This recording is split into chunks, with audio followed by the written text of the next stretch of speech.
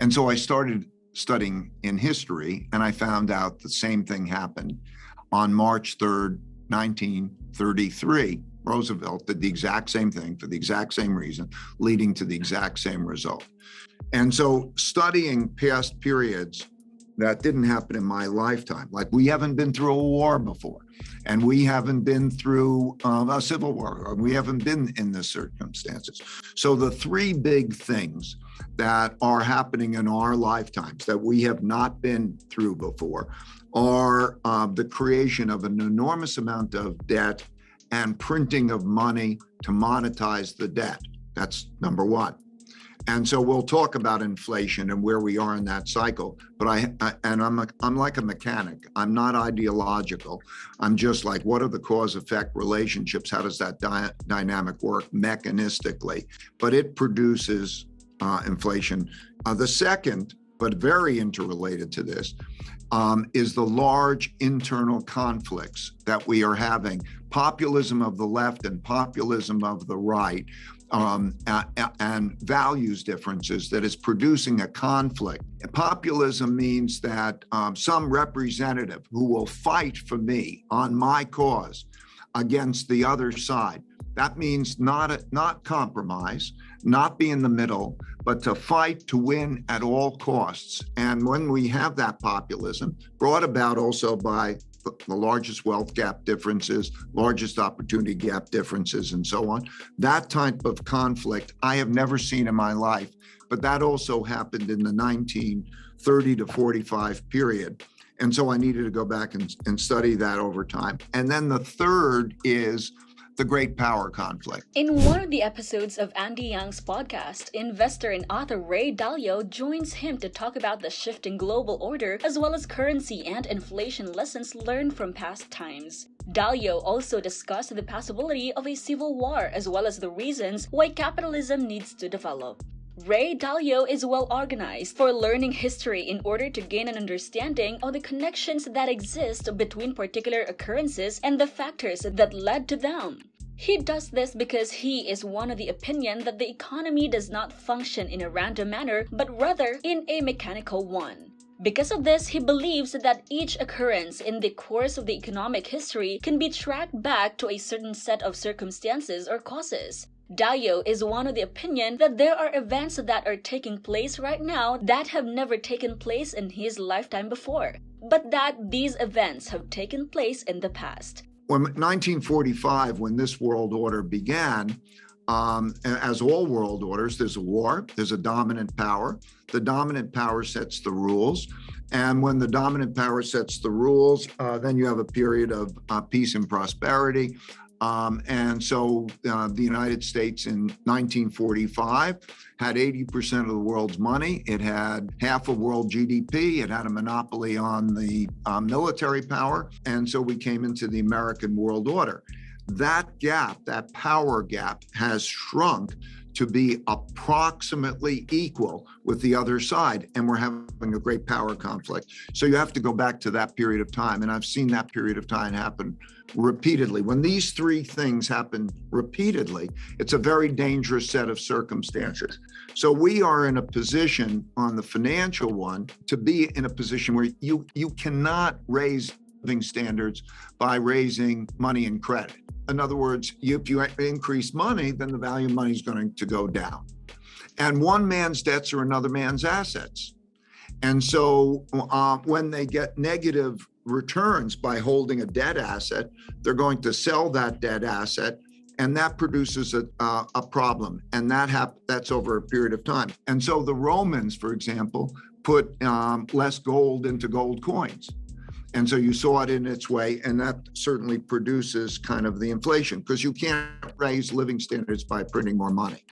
So we have that going on. That was really the essence of your first question. And so there's that dynamic of where is a storehold of wealth? The purpose of a currency is two purposes: a medium of exchange and a storehold of wealth. A storehold of wealth means you buy its debt and its assets, and you can save in it. And people believe that cash is a safe investment, but they're seeing that what happens is it's losing buying power. and it will lose buying power. So they start to realize it's not a safe investment. Inflation over the last year, about 8%. Interest rates were nothing.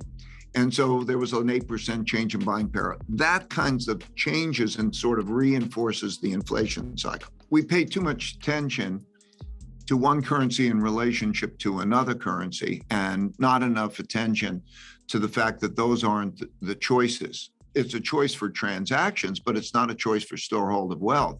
So if you're holding European euros and euro-denominated debt and you're getting a negative interest rate or thereabouts, and the same is true in Japan, and you're not making up with inflation, none of those are good. And like in the 30s, they all depreciated, they all went down in relationship to goods and services and other asset prices.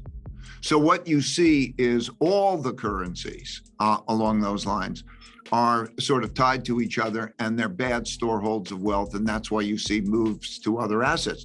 It pays to borrow, and or if not borrow, but put your money into assets that maintain buying power. So you see it happen in all the different ways. So look at whether what you're holding in the form of that cash denominated, and that'll be a debt instrument. That's how you hold the currency in order to have a storehold of wealth.